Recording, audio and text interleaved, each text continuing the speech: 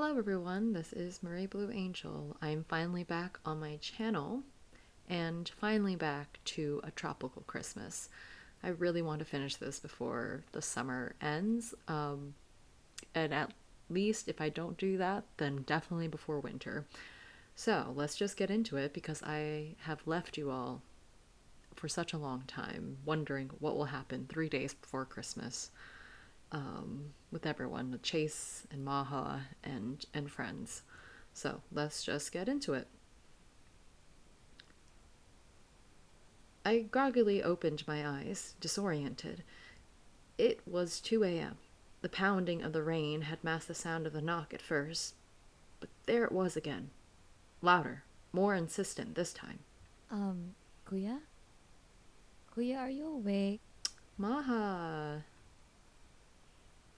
I reluctantly got out of bed, careful not to wake Isagani, who shifted slightly in his sleep. I drank some water and padded towards the door.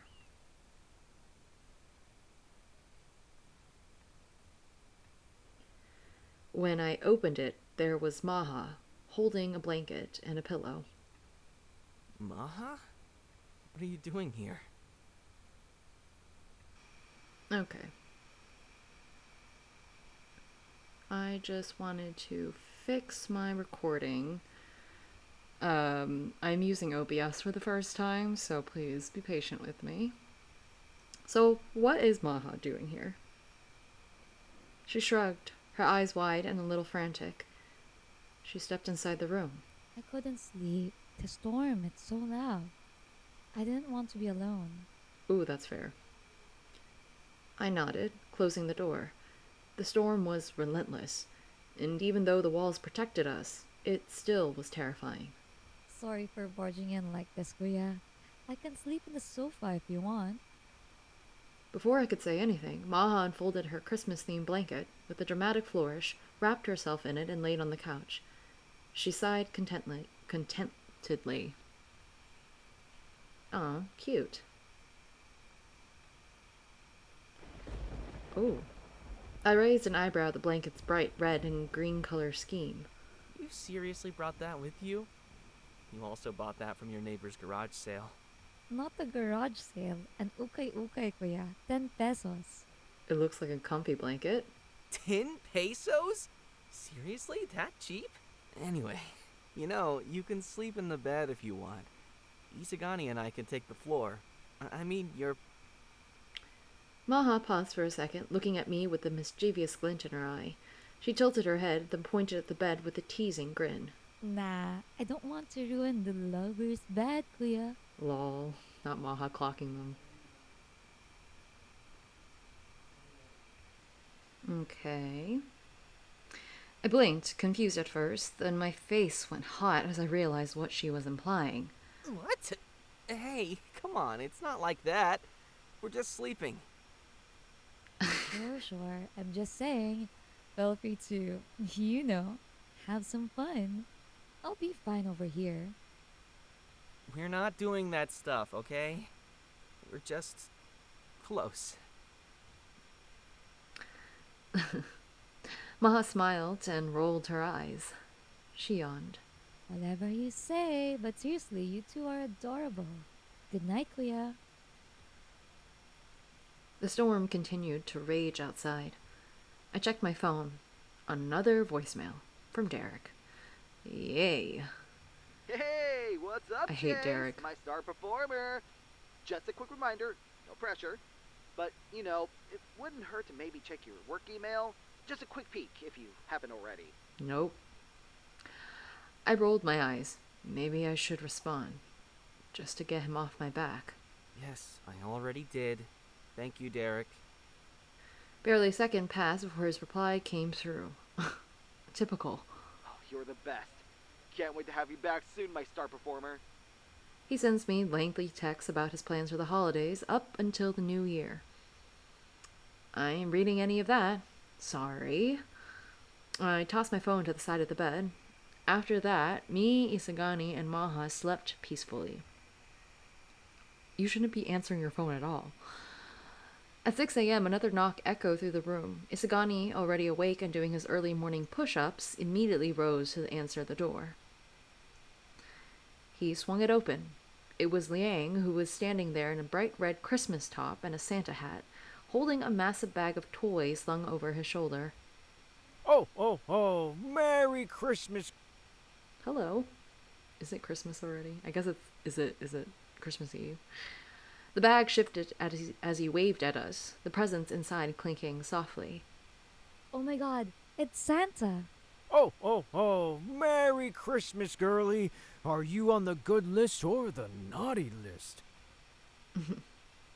Juno appeared behind Liang, also sporting a Christmas hat, though his expression was far less festive.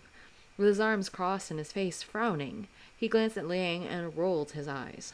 This is ridiculous. Liang's grin widened as he stepped inside. Come on, we need to help wrap presents. Apparently, Noel called me about the outreach program for the orphanage kids today, and he figured we'd be the perfect elves to help. Oh, that's sweet. Juno adjusted his Christmas hat with a grimace. Elves? Seriously?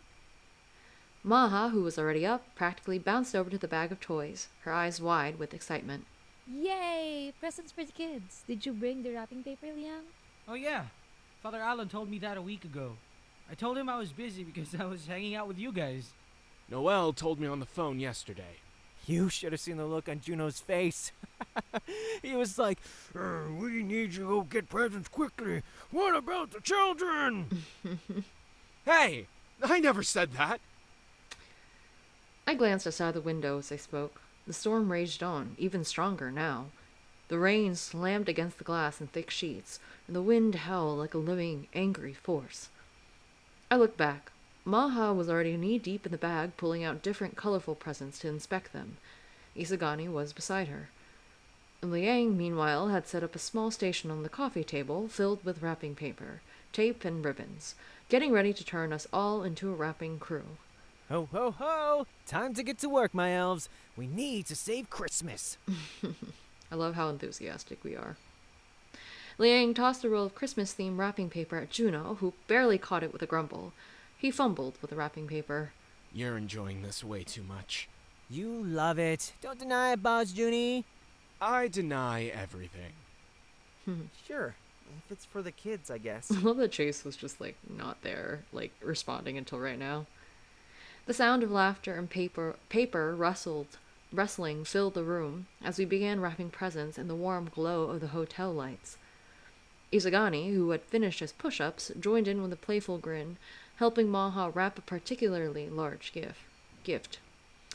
I grabbed a present from the pile and tried my hand at wrapping, though I was nowhere near as good as Liang, whose gifts were perfect, with every corner crease just right.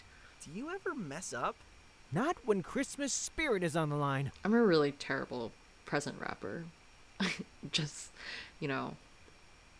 truly, I would not compare to Liang. Liang responded with a wink, tying a neat bow around the gift. He grabbed another present and a new Christmas wrapper and began wrapping again. As we continued working, the wind outside seemed to pick up even more, shaking the windows. The storm was relentless, and I couldn't help but wonder if we'd be able to make it to the outreach event later. Outreach? In this storm? I just hope this storm lets up. I said quietly to Isagani, who was sitting beside me now, fiddling with a piece of ribbon. How the hell do you even tie this thing? Oh, yeah. I do hope it lets up soon. The kids are counting on us. As we wrapped the last of the presents, Liang suddenly paused and grinned mischievously. You know what would make this even better? What? We raised our eyebrows, waiting for his grand reveal. We should all wear Christmas outfits, like Juno and me. Where are we gonna get the Christmas outfits? He waved his hand toward Juno, who was still sporting his Christmas hat and scowling like the world's grumpiest Santa's helper. Please don't make me the example.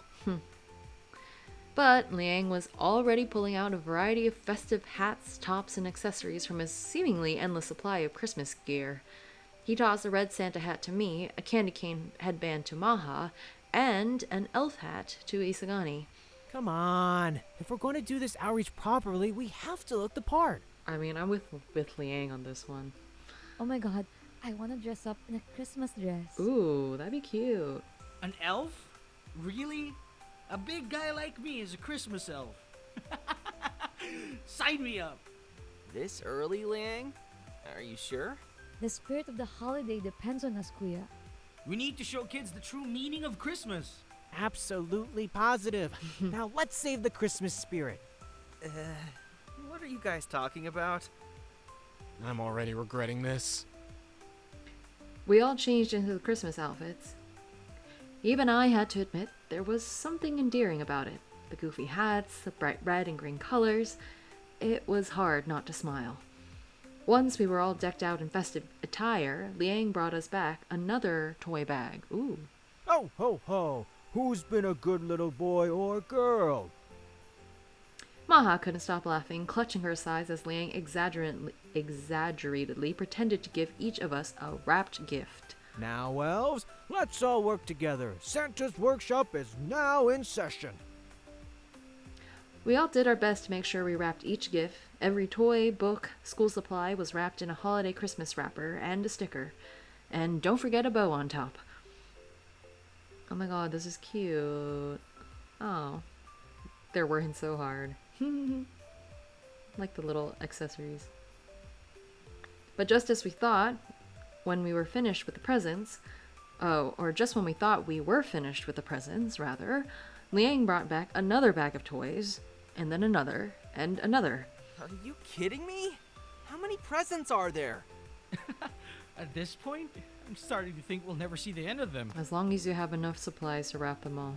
Santa's workshop never closes. We'll get through this, my elves. After what felt like an eternity of wrapping presents, we finally collapsed onto the couch, panting slightly from all the work. The room looked like a Christmas explosion. Presents stacked high, wrapping paper strewn about, and ribbons covering nearly every surface. My laptop, my duffel bag, even our bed. What time is the outreach supposed to start anyway? Ho, ho, ho. It starts at 10 a.m. and the time now is 6:45 a.m. Plenty of time to get ready. Whoa, how long have we been wrapping presents? 10? And we still have more to wrap? He's right, Liang. There's a lot of presents remaining. Where did we even get all of this? Well, it's Juno's fault. Hey! It was your idea to dress up as Santa in the first place. Oh no. You were the one who bought all these toys, books, and presents for the kids. You're the reason we have so many. There was a collective gasp as we all stared at Juno in disbelief. He turned even redder, looking away. Juno? Really? I thought it was you, Liang. Nope, it was all Juno. I was the one who bought the costumes, though. Looks like Santa Juno has been extra generous this year. Oh, oh, oh! Oh, that's sweet, the both of them. Juno scowled. Let's just do our best to wrap these presents, okay? For Christmas spirit. Okay, Christmas spirit. As we finished wrapping a significant portion of the presents, I looked at the remaining gifts. How about we watch a holiday movie to get into the Christmas spirit? You know, just to lighten up before the outreach. How far is the outreach event? Well, I vote for any movie. I would really watch anything, to be honest. Lies. I wanted to watch Gnome Alone. It's a movie of a gnome left in their community during Christmas, and he uses his inventions to defeat the bad guys. It's pretty cool. But I needed to finish wrapping these presents. This is for the orphanage Isagani and Maha went to. I want to contribute something. Anything. We dimmed the lights. We can't watch it with the lights on, right? Santa says we all need to watch Feng Shui 3, The Christmas Curse. Nothing says Christmas like a haunted Christmas tree, right? You know you want it. That's so interesting. Okay. Very Christmas horror movie genre. We love it. I looked around at everyone. The idea of a movie sounded like a perfect thing to do while wrapping presents. Plus, we still had some time left. Maha raised her hand. She is giddy with excitement. I vote for Puso ng Pasko. I want to see Julie Jan's Lay the Ngao. It's heartwarming and full of Filipino Christmas traditions. Plus, the ending always gets me. I vote for Four Sisters and a Christmas ham. It's a classic. You can't go wrong with family drama. Juno looked away, blushing. There's this movie. It's called The Princess Switcheroo the Musical. I'm not really into that sort of thing anyway. Forget I said anything. Everyone turned to me for the final decision. Really? They're leaving it up to me. Whatever Maha wanted. This one. The Heart of Christmas. Yes, we'll watch this one. Oh, cute. Our story begins in a house covered in absurdly bright Christmas decorations, almost blinding. Joyline hums a ridiculous Christmas song while putting up the 10th Christmas tree in the house. 10 Christmas trees, that's a lot. Joylene, what are you singing? Magandang buhay?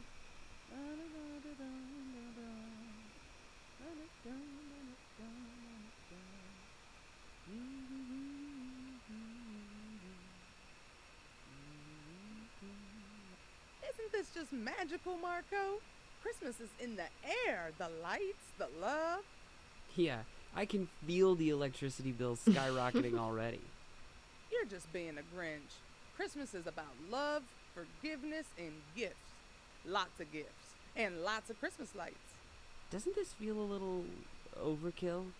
There's too much lights. Speaking of which, where is Ronnie with the decorations? Ronnie? You trusted Ronnie with something important? Yui once burned down a gingerbread house before even baking it. Nonsense! This year he promised he'd be careful. I gave him a list. What could go wrong? We should trust Ronnie. Suddenly, the door bursts open, and Ronnie stumbles in with a massive box of tangled Christmas lights, a fake reindeer head, and something that's smoking for no reason.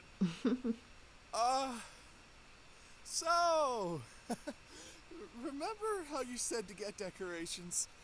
Turns out fire and tinsel don't mix. Who knew, right? Oh no! What have you done to Christmas? Christmas is ruined! Come on, don't be like that. I tried my best. Joylene, calm down. Ronnie didn't mean it. They see an old Christmas ornament that looks suspiciously like a voodoo doll. Oh. I think this is the ornament of Christmas past. If we use it wisely, it will show us the true meaning of Christmas and bring harmony to the family. But pretty sure that thing cursed our cat last year. They all awkwardly hold hands. Suddenly, there's a gust of wind, and the room grows dark. The ghost of Christmas past appears. Whoa. What now? Can the ghost get some rest? I've been summoned like 6 times this week for family drama. It's Christmas time. You're on the clock. Oh, Spirit, we need your guidance to bring peace, love, and joy to this Christmas. What should we do? Let me guess. Too many decorations? Someone overspent on gifts. And that one blew something up. I'm talking about you, Ronnie. No. And hey, it was only a small explosion this time. Listen, humans. Christmas isn't about who has the best lights or who buys the most presents. It's about, well, not stressing me out with your ridiculous requests. Ghost is like, let me rest, please. Finally, some common sense around here. Hear that, Joylene? A ghost is making more sense than you. Here's what you do. Get rid of half of these decorations, have a nice meal, and maybe don't summon me every year. But what about the magic of Christmas? Just be with your family. That's the magic. Now, if you'll excuse me, I'm late for another haunting. Everyone is gathered around a simple Christmas tree now. There are fewer decorations, but the room is warm and cozy. Joyline discovers that they don't need all those decorations. I guess we didn't need all those decorations after all. The spirit was right. Told you. Now pass me that eggnog before Ronnie sets it on fire. Hey! Excuse me? I'm right over here! Everyone laughs as they enjoy the peaceful Christmas evening. Ronnie sneezes, knocking over a candle. Everyone jumps. Whoopsie! Merry Christmas? All's well that ends well, and they all lived happily ever after. Or do they? What a movie. Oh my god, that's such a cute movie. So funny too. Juno dramatically rolled his eyes. I need something with more action next time. Chase, we should have gone with Feng Shui 3, the Christmas curse. At least there's a killer tree in that one. Okay, we can watch next time, guys. Maha pointed a finger at Liang. Hey, liar. You were laughing too, right, Isagani? Sorry, Maha. I fell asleep. By the time we finished the movie, it was 8:50 a.m., just enough time to rush to the remaining presents before the outreach event at 10 a.m. We quickly gathered everything together, stuffing the last few toys into bags, with Liang still wearing his Santa hat and taking every opportunity to act like Santa. As we peered outside, the storm was still raging. The wind howled, rain came down in heavy sheets, and the sky was an ominous gray. We're seriously heading out in this?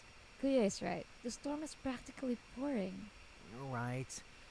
As much as I hate canceling, the storm might make it hard for the kids to go. I turned to Isagani, who immediately pulled out his phone. Hold on, let me check with Noel.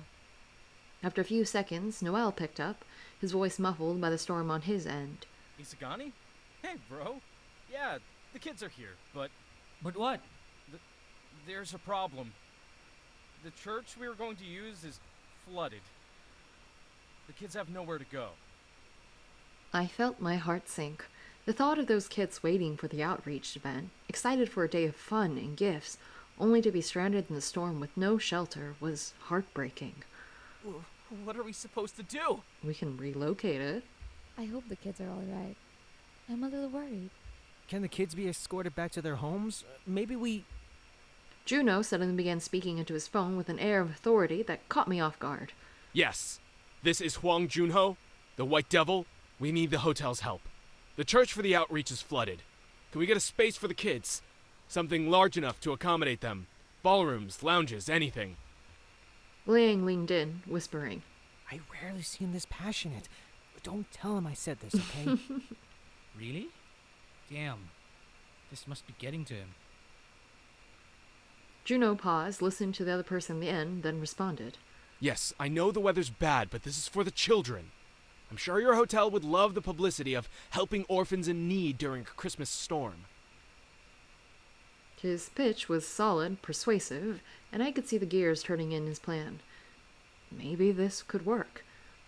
After what felt like an eternity, Juno gave a small nod. Great.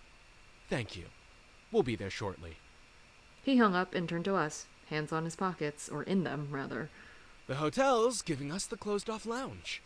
We need to get the kids here as soon as possible. A collective sigh of relief went through the room. Isagani clasped Juno's shoulder. Good job, man. You really came through. Yes! We're still doing this. Let's go! Woohoo! All the kids were picked up by the hotel staff in vans. The staff were holding out blankets and assuring them they were taking them somewhere safe and dry. With their parents, I hope. As the vans arrived back at the hotel, the doors slid open, and one by one the kids began to step out. Their eyes grew wide as they saw the entrance of the hotel, the towering Christmas tree lit up in the lobby, and the decorations that sparkled under the soft lights. I stood by the entrance, watching in awe as child after child emerged. Wow, there's so many of them. Yeah, it's like a whole village of them. Just then, Maha ran past us, nearly tripping over herself in her excitement. Oh my god. They're so adorable, guys. The receptionist bounced over to where a group of younger children stood, looking shyly around. Hi there. Do you want to come inside? Come here. The party is this way. Okay, Receptionist Juan. Two little boys approached Isagani. One was in front of the other was playing with the sleeve of his shirt. Hey! Hey, mister! Do you work out? Yeah, buddy. Why do you ask? This is me and my buddy Kevin. We want to work out, but we're not allowed in the gym. Yeah, mister. Can you help us? Bless you. Buddies, come on.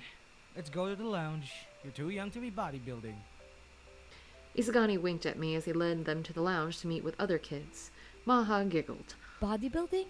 Oh god. They must have seen Father Alan bodybuilding. Did Isagani pick it up from him? You bet. Ever since, Father Alan would always bodybuild. He never changed.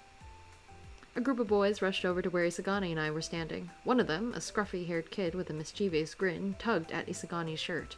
Are you the Santa guy? Not quite Santa. I'm an elf. I'm here to help. The boy frowned slightly. Do you give out presents? Later, yeah. We've got tons of presents for you guys today. The boy's eyes widened, and he let out a little cheer with his friends before running to the lounge. Yeah, guys, we're gonna get presents! The other kids giggled nervously, some hiding behind each other, while others gave Maha a shy smile. A little girl with pigtails stepped forward and tugged on Maha's dress. Miss, can we really play with the toys? Of course. But later, okay? Now you run along with your friends to the lobby, okay? Okay, miss. By the way, you're so pretty. Thank you.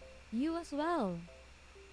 Another girl, a bit older, came up next to me, her long hair plastered to her face from the rain.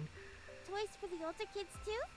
Oh, of course. We didn't forget you guys. Please head to the lounge. Her lips twitched into a smile, and she gave me a quick nod before running to join her group. The energy in the room was infectious. All around us, kids were really energetic. Like, really energetic. They were acting like the storm outside didn't exist. Thank you. I'll go now. See you later. Thunder. Isagani finished talking to a kid, and that kid smiles and gives him a hug before going back. I nudged his arm lightly, and he smiles at me. You're good with kids. I think they're rubbing off on me. I'm not as good as your sister, though. I'd say you're both pretty good. Me, on the other hand. Sheesh. We both laughed before turning our attention to Maha, who was bouncing from one group of kids to another, engaging them in animated conversation. A particular kid tugged at her dress. Is the lady from Dragon's Heart coming, miss? Dragon's Heart? What do you mean? We can't wait to see some action. I don't really know that game. Can you tell me about it? I don't know either, but they're gonna look so good! Right, the cosplayers. The Outreach had been planning to bring in a few actors cosplaying the characters from Dragon's Heart's universe to entertain the kids. Guys, we need to come quick. Father Lon wants to talk to us. Did the actors get delayed? Father Alon was standing by the window, a little off to the side. His brows were furrowed, his hands clutched together as if he were in deep prayer. We could all feel the tension, even from afar. Father, are you all right? Father Alon sighed, glancing out the window where the storm continued to rage, sheets of rain pounding against the glass. I am worried about the church. It's flooded, and some of the windows are broken. I don't know how we'll manage. We have a midnight mass tomorrow night. I don't know how. Noel is handling the situation with the church, Father. If there's any damage, he'll take care of it. And as for the mass, I'm sure we'll find a way. People will understand. It's a storm after all. Proverbs 3:5-6, Father. Trust in the Lord with all your heart, and lean not on your own understanding. We can take care of the mass tomorrow. We need to focus on the kids first. Father Alon paused, visibly taking in Juno's words. He sighed. Thank you, John Hu. You're right. The kids come in first. Don't worry about the food, Father. Perla's on top of the food. She'll be here in an hour with everything ready for the kids. There'll be enough food to feed an army. Thank you. I appreciate it. But there's one more thing that's missing. Huh? And that is... The performers. It's the cosplayers. The entertainment for the children. They've been so excited. And the donors... Their kids were supposed to be here too. to see the cosplay production. The donor's kids, Father? Why are they here? Oh, speaking of which, here they come. Sudden buzz rippled through the hotel staff. We turned to see two well-dressed children walking into the lobby, their entourage of bodyguards and personal assistants trailing behind them. I blinked in surprise as they came closer. Judging from what they were wearing and their entourage, these were no ordinary kids. These are from two of the wealthiest families in the region. Why are they here, Father? Their parents thought it would be an educational experience for them to see a local outreach event. Something that would help them connect with the less fortunate. What? That's great, I suppose. Did they really want to come, though? They didn't. They threw a tantrum. That's why the donors opted for a performance of their kids' choosing. It's not their fault the performers aren't able to come, though, because of the storm. Oh, so the kids chose the game to be cosplayed. He nodded. So the donor's children had arrived to solely watch the cosplay performance. Got it. Yikes. They don't seem like the type of people that would love to donate to charity. That's rich coming from you, Juno. Father Lon pointed at the girl with the diamond tiara and dressed in all pink. That's Princess Payapa Pamplona, from the Pamplona family. She is a little bit of a diva. She often gives a side eye to people she deems beneath her status. Really? I really hate girls like that. Father pointed at the boy wearing a well-tailored suit. He carried a leather-bound notebook in his hand. Then there's Stanislaw Manansala, of the Manansala family. He is a little precocious for his age. He can come across as slightly arrogant, often using big words that leave other people confused. He sees himself as a future world leader. Doesn't seem too bad. Maybe we can go greet them. Surely they'll understand, right? They look cute. I don't really know about that, Maya. We'll see. As we gathered around to greet them, Princess Payapa tilted her head slightly and asked in a surprisingly mature tone, Will the performers be arriving soon? My father told me this would be the highlight of the day. Stanislaw looked around, his eyes scanning the hotel lobby with mild disinterest. I hope there are intellectually stimulating activities planned for today. I was not informed of any significant educational benefits from this outing. Liang furrowed his brows. He then motioned us to come over. Guys, come along with me. Okay. Before I could even think of backing out, Maha was already pulling me and Isagani toward the makeshift stage area. Liang was close behind. As Liang adjusted his Santa hat and waved a bag of fake presents, Maha took the lead as one of Santa's helpers, twirling. Ho, ho, ho! Hit it, Juno! Fine. Jolly old Saint Nick, lean your ear this way. Don't you tell a single soul what I'm going to say. He pranced around with exaggerated steps, pretending to hand out invisible presents to the kids. Isagani spun in a circle beside me, grinning widely as he danced as Santa's helper, while Maha did lots of twirls. Join in, Kuya. My feet tapped clumsily, and my arms waved in a clunky rhythm, but it was fun. Really fun. I exchanged a glance with Isagani, who shrugged and followed along, moving in sync with Maha's steps. I couldn't help but laugh at how ridiculous we all looked. Christmas Eve is coming soon now, you dear old man. Whisper what you'll bring to me. Tell me if you can. I glanced over at our audience. Some of the kids are joining us in the dance. Yay! Cute. This is so fun! Join us, Ate! Okay, fine. Christmas is so fun. But some of the kids, well, the donors' kids obviously didn't like it. Stanislaw Manansala stood there, arms crossed, looking thoroughly unimpressed. His sharp eyes followed our every move, but there wasn't an ounce of joy on his face. His lips curled in disapproval as he adjusted his bow tie. My parents said there would be professionals. This is not what I expected. Meanwhile, Princess Payapa Pamplona, who had sat down on a nearby cushioned chair, raised an eyebrow as if we were putting on the worst performance of the century. Her face was scrunched up in clear annoyance. This is quite beneath me. Liang, not missing a beat, strode over to the two rich kids and crouched down, putting on his best Santa voice. Ho, ho, ho! Santa's helpers are here to spread Christmas cheer, kids! Liang pulled out a small box filled with a collection of colorful pens with a festive topper. Some have Santa Claus, others have Christmas trees, and some feature reindeer or snowmen. The picture, cute. We each take one and give it to the kids as we are dancing. One pin for you, one pin for you. Ho, ho, ho! Thank you. Wow, I got Santa. I got a reindeer. Stanislaw rolled his eyes. I'm 12, not 6. You could use a good pen, my dude. Princess Payapa sighed dramatically, crossing her legs as she turned away from Liang. Ugh. Father promised something more sophisticated and professional looking. At that moment, Stanislaw's gaze shifted. His eyes widened slightly as he seemed to recognize Liang and Juno. Wait a second. I know who you two are. You do? From our videos? Yeah, my mom and dad don't let me watch them. They say your stunts are too dangerous. But I sneak in a few sometimes. He narrowed his eyes at Juno, who was leaning against the wall.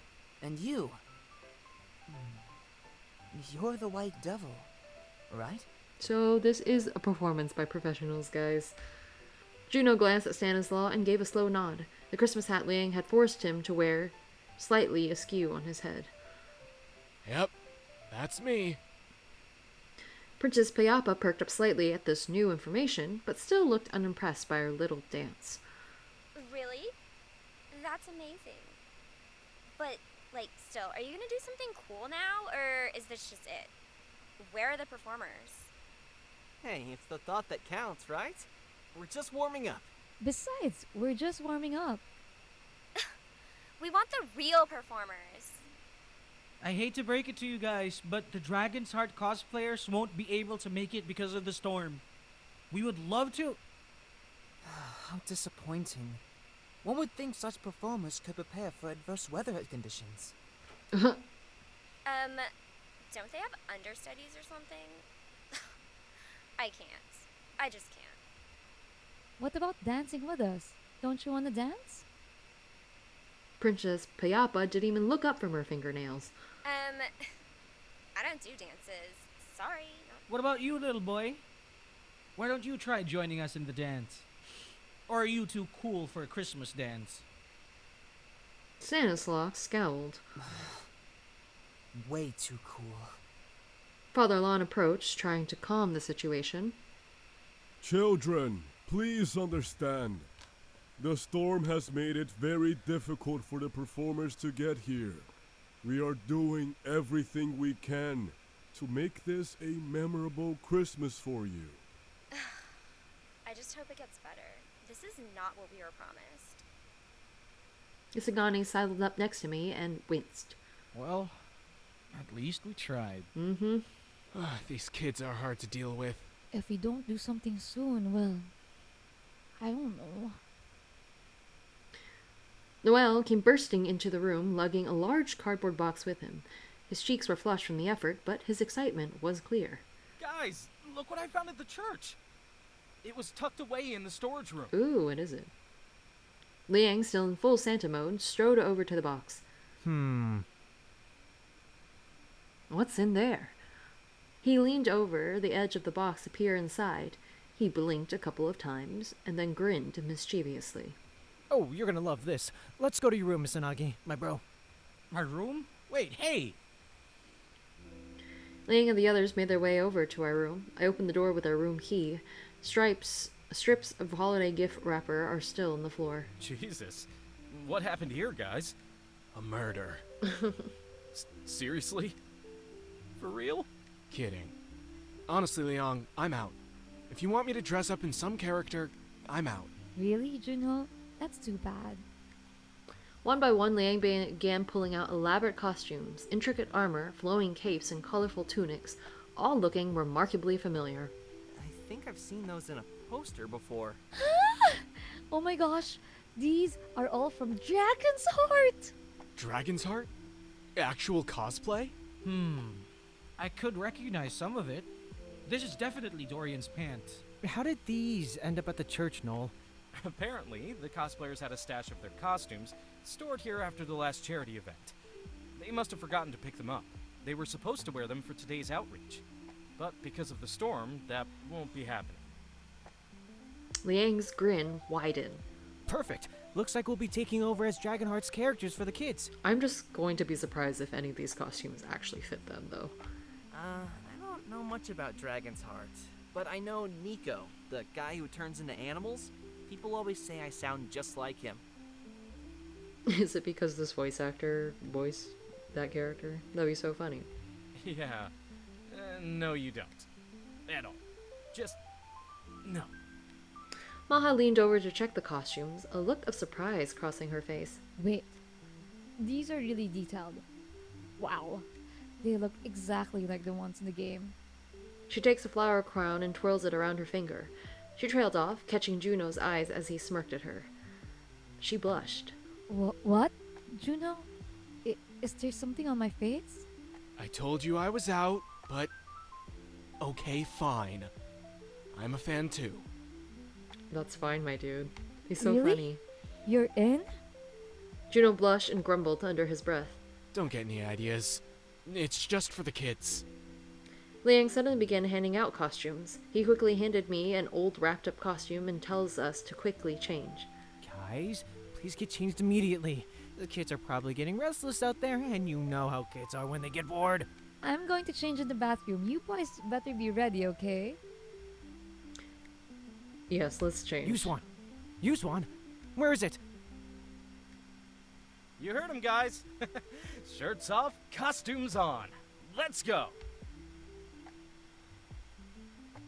Oh, sorry. I'm just like... I got Akira Fujiwara.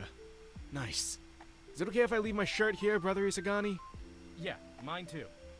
Just leave them there. I really just want to see the illustration, the CG. Yeah.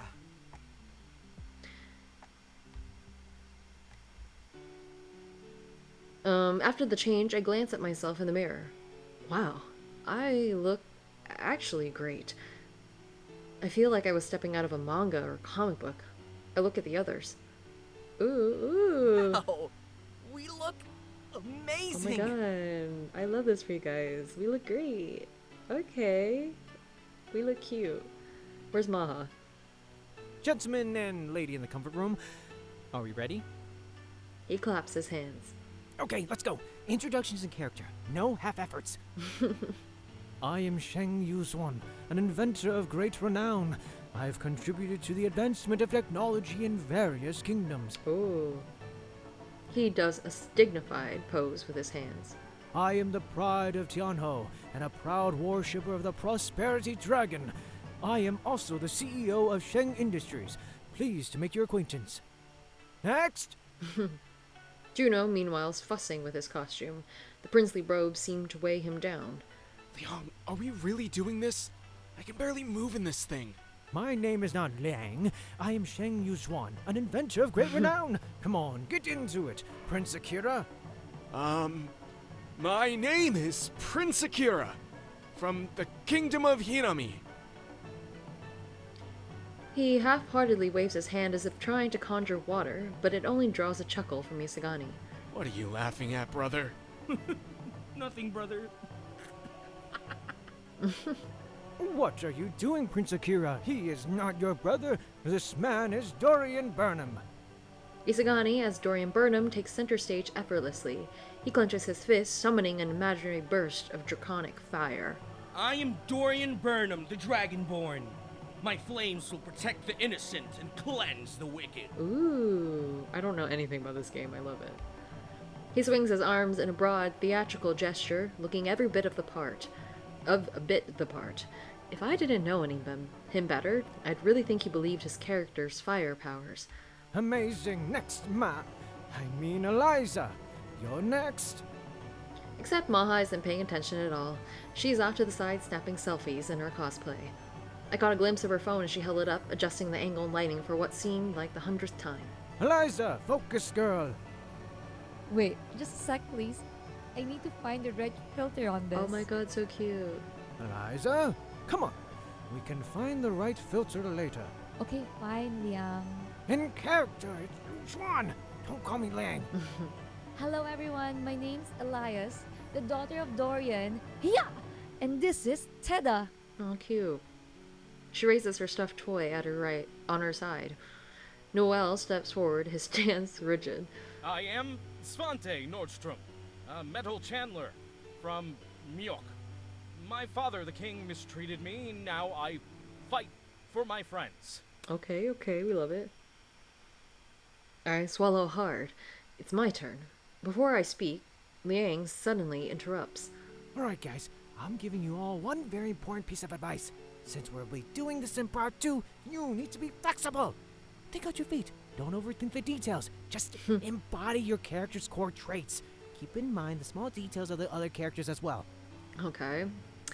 I like how Chase's costume, like, is a nice, like, contrast to his, like, hair and stuff. Like the blue, teal.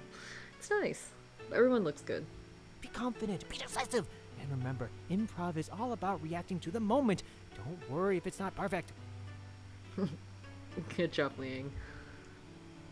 I glance down at my very detailed costume. I feel awkward about having to wing it. But I don't really know this character yet. Sorry, Liang. Oh, I'm sorry, I haven't told you who you are yet. And don't call me Liang, I'm Yu Swan. Brief rundown. Young Jung-hee is the Emperor of Kyungjiang. He is a very powerful mind channeler and a deaf mute. Moreover, he is Durian's canon love interest. Ooh. Okay, thank you. Yuxuan? Perfect. Keep that up and we'll nail this performance. Here's a quick rundown of what's going to happen at the performance. Really? Wow, I'm so nervous. I really hope we nail this. Also, one more thing. Why are you speaking? You're a deaf mute, remember? Why? Before I can say anything else, the receptionist appears at the door. Excuse me, everyone. The kids are waiting in the lounge. It's time. Well, here we go. Izagani adjusts his costume one last time. Juno fidgets with his robes, while Noelle is ready in full character as Savante Nordstrom, looking stoic and ready for whatever comes next. Maha, meanwhile, is finally putting away her phone, though I can see her glancing at it one last time. As the kids begin to notice us in our costumes, their faces light up. As we step further into the lounge, the eyes of the two donor kids widen with awe, and a hush falls over the room. Princess Payapa Pamplona clutches a plush dragon toy to her chest, her eyes widening with awe. Wow! The costumes are amazing! The performers are finally here! Stanislaw Manasala crosses his arms, looking us over with an attentive gaze. He looks like he's analyzing our every move. He's probably a superfan. Liang takes the lead, stepping forward with a grand gesture.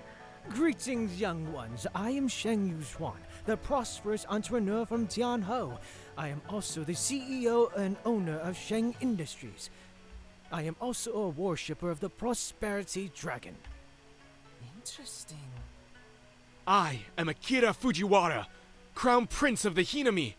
My power over water allows me to bring harmony to our land. We're being all so cute. I am Svant, an Alderith and ex-soldier of Mjok. Wow, so cool! I'm not so sure about that Svante guy. Why is he all purple? Adults really should stay out of the way and let us kids enjoy the cosplay show. Maha steps up and does a cartwheel. Nice. She does a twirl, showing stuffed toy on her side. I'm Elias, the daughter of Dorian, and this is Teda. That's me! No, that's me.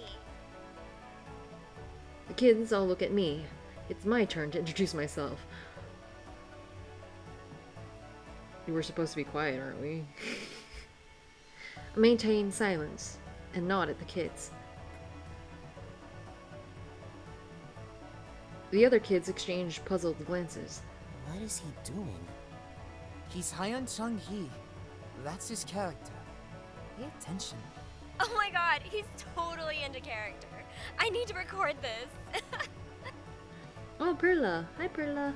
Perla enters the scene, stepping into the role of the narrator, but instead of wearing something from Dragon's Heart, she's dressed in a costume of Camilla from Reflection Link. Wait, this isn't Reflection Link, though. Didn't she know this is supposed to be a Dragon's Heart cosplay performance? Despite the mismatch, the kids don't seem to care. They're fully immersed in the experience, their attention fixed on Perla as she begins her narration. And so, our brave heroes walk through the great lands of Tianho, where ancient powers dwell and untold adventures await. It throws me off, though. I just played that game and wondered when this was gonna end so I can play Reflection Link again. I just want to play it so bad. Ugh. I glance over at Isagani, and he catches my eye at the same moment. We both chuckle quietly, sharing the same thought. What is she wearing? The kids lean in, hanging on her every word.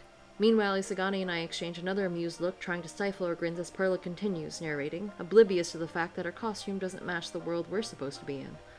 So, Yusun, where are we headed? Anyway, we're headed to the old ruins of Tianho. I heard that the divine weapon that we're after is there. Yes. The, divine weapon is here somewhere. While walking, I accidentally bump into Isagani as our paths cross. Our hands briefly rub against each other, sending a small shock through me, and I freeze. They accidentally bumped. I'm trying to learn. Aren't they supposed to hold hands and shit? Sorry. Just hold his hand. We're supposed to be... Aren't they supposed to be love interests? You're Dorian, right? Yes. I glance at Isagani, and without thinking too much, I let my fingers gently slip around his. He smiled at me, and his hand tightened around mine. I'm happy we get to share this moment, Chung. It means a lot. I stay quiet, holding his gaze. And so, in the heart of Tianho, a bond deepens between the paladin and the silent emperor. Of love. Stanislaus' eyes narrow, clearly invested in the play. Payapa, meanwhile, gasps softly. Her smile grows wider. Why are they holding hands? Aren't they... Shh! Shut up! You're ruining the good part. Our brave heroes make their way toward the ancient tomb hidden beneath the ruins of Tianho, where they will discover the huge secret. This might be where we will learn about the tragedy of Tianho. Daddy, look at me. Maha suddenly performs an impressive backflip. The move is fluid and graceful, and the kids burst into applause, clearly thrilled by her performance. Amazing moves, Elias! She's doing amazing. Oh, thunderstorm. A thunder crash echoes ominously through the room, causing everyone to freeze. Perla gasps dramatically, her eyes wide. Isagani, Maha, Noel, and Liang look shocked and scared. Prosperity Dragon, save me! What was that? Dorian, save me!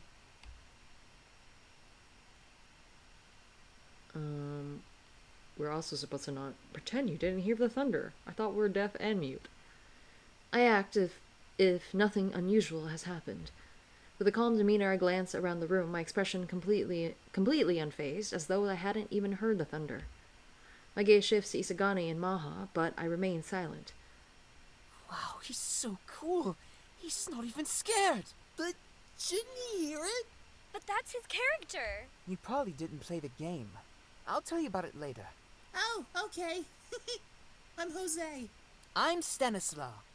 Nice to meet you. Aw, kids being friends. That's cute. And as the thunder rumbles, our heroes march onward, undeterred by the sounds of nature that seek to intimidate them. Perla, with renewed energy, raises her arms. Beneath the ruins of Tianho lies a labyrinth of ancient ruins, so vast, so deep, that no one has ever reached the bottom. No hero has ventured this far, and none can know what dangers, what mysteries the Tetrad has prepared in the depth. We must be getting close. The ground trembles beneath the group's feet. A presence emerges, wings unfolding. Ooh. Father Alon. There's a pause, and then the door swings open dramatically. Father Alon steps forward, decked out in cosplay. He's shirtless, with intricately designed tattoos that stretch across his muscled chest and arms. The huge wings that adorn his back seem to glint in the light. Thy name is Magnus Windham. Doth thy courage falter? Magnus, we come searching for the divine weapon. You who dare to defile this sacred sanctity, prepare to meet thine end. Back, foul creature! And there's nothing you can do to stop us, right, Teda? They all strike a heroic pose, challenging the man.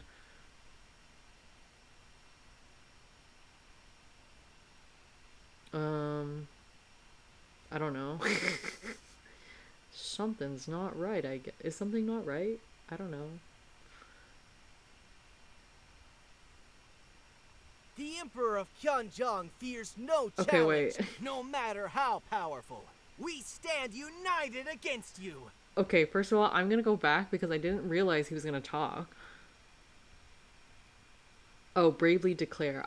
I just thought I only read the do the heroic pose, so, you know, this is me going back and saying, stop the others, something's not right. We have to be in character. Instead of joining the others in their fighting stances, I stay still, my eyes narrowing as I gaze at Father Alon. I decide to play into his powers of telepathy. I raise a hand to warn the others. What is he doing? Why is he not battling? He's saying something wrong. Oh my god, what is happening? He's reading my mind! He's reading my mind, everyone! You're right.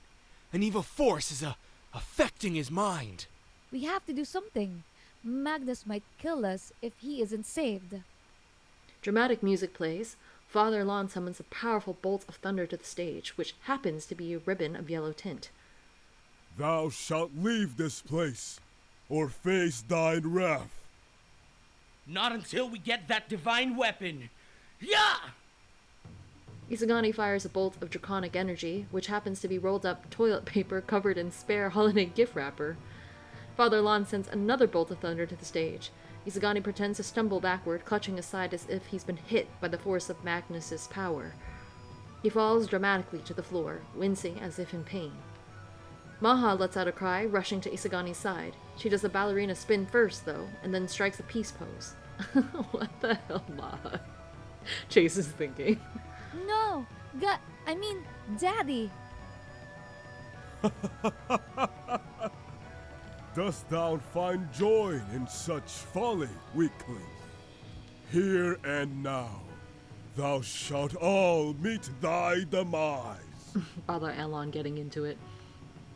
With a pain groan, Isagani rises to one knee, determination flashing in his eyes.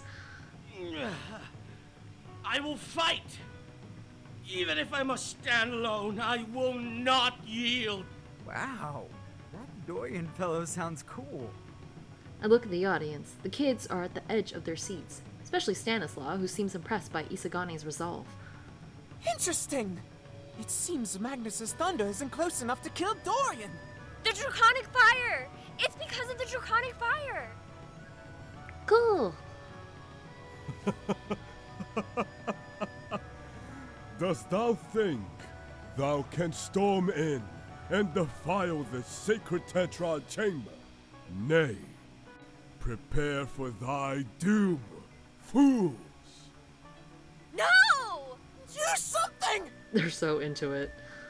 But in this moment of dire need, the Emperor Hyun Chung-hee must act, for only by uniting with Savante can they hope to subdue the mind of Magnus. I freeze for a moment, my mind racing. Yep. I lock eyes with Noel, stepping forward. Fonte!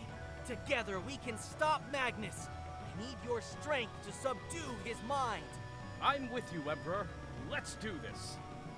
And so, Hyun Chung-hee, with the power of his telepathic abilities, unites with Savante Nordstrom, the Alder, to subdue the mind of Magnus.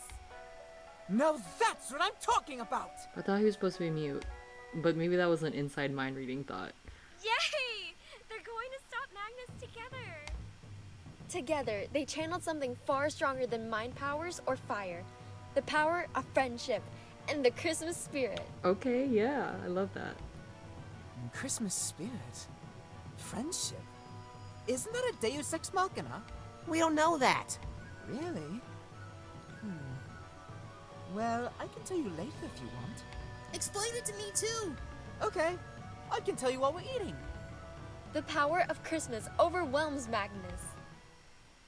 Father Alon pretends to stagger. Thou hast freed me from the shackles of my own fury. Verily, I am in thy debt. The kids' eyes are wide, their attention fully captured by Magnus's words. Even Stanislaw, usually so quick with his critiques, seems taken by the moment. And so, with the true powers of friendship and the Christmas spirit, our heroes release Magnus from his rage. Peace now returns to Tianho, and the residents will be able to celebrate Christmas once again. Before Perla ended the story, Maha began to do another cartwheel. The girls cheer as she twirls across the stage. Excuse me. Right on cue, Junho slides forward, breaking into an unexpected breakdance, spinning on the floor. The boys cheer for him. Liang's eyes go wide with panic. Wait, what are you doing? That's not in the script! Noelle suddenly begins singing some holiday song. Deck the halls with boughs of holly, fa la la la la la la la la. That's not in the script either! Hey! You need some more focus! Shake your head. No, guys, please stick to the script. My eyes sweep the room, catching Stanislaw and Princess Payapa, who are now laughing hysterically. Chang'e is always disappointed with his companions. His companions are so weird. Maha, Juno, and Noelle come forth and give out candy to the kids. The kids come running to the stage. And that, dear ones, is the end of our story. Merry Christmas to all! As the play wraps up, I can't help but feel very uncertain about our performance. We've done our best to entertain the kids, but with everything from breakdancing to acrobatics thrown in, we're left hoping that they enjoy the show. Elias was so pretty. She was doing backflips. I like the part with Magnus. He was jacked up. Well, I think we pulled it off, even with the unexpected choreography. Juno chuckles, running a hand through his hair. Hey, if you can't break dance in a royal robe, when can you? Izagani, rubbing a shoulder where he pretended to get hurt, leans over to me. I think we had him when we united the Christmas spirit. They loved that part. I know, right? But don't you think that the ending was a little forced? Hey, I wrote that in less than an hour, you know. Dang, that was pretty good, Liang. I mean, who doesn't love a good power of friendship moment? I love it. Samesies. Maha races her stuffed toy's right hand. Me too. I love the power of friendship. Perla clasps her hands together, a bright smile on her face. She motions for all the kids to follow her. All right, everyone. Great job. Now it's time for some food to celebrate our wonderful story. Yay! I can't wait. What will we be having, miss? She starts handing out styrofoam containers to the kids with a smile on her face. Ooh, yum. Pancit canton with lumpia for all the brave adventurers. I need more lumpia than that, but yes. I love pancit canton. As Perla continues distributing the food, Bebot, the little server robot, cheerfully wheels over with its mechanical voice. Juice packets for everyone. Please remember to take one cold juice packet for your refreshment. Get your food here, kids! Oh god, there's so many! Hey, Stanislaw. You told me you were going to tell me what a Deus, what do you call that? Oh, it's a Deus Ex Machina. Wait, let me get my pancit. Let's eat together. Sweet! You look cool, bro. Princess Payapa, where did you get your dress? You look pretty. Me? Oh, I got this from my father. Sure, let's eat together. Oh, and I like your hairpin. I lean back slightly, smiling quietly as I watch the kids dig into their food. Juno takes a seat nearby, also grabbing some pancit from a spare container. Well, I'm glad I wore my breakdancing shoes today. He slurps some noodles. This pancit's pretty good, though. Izagani sits beside me and gives me a quick hug. I smile as he opens his food and slurps some noodles. Ugh. A paladin must always eat his fill after battle, I guess. Man, that was tiring. After everyone has eaten, Perla sits alongside with us. Across the room, Maha, Noel, and Liang are playfully twirling around with the kids. The kids are clearly having the time of their lives. Hey guys, mind if I sit next to you? Sure thing, narrator. Excellent narration, by the way. Great job. Thank you so much. He takes a seat next to Jonu, who was already on his second serving. I love the pancit canton. Oh, it's so good, Perla.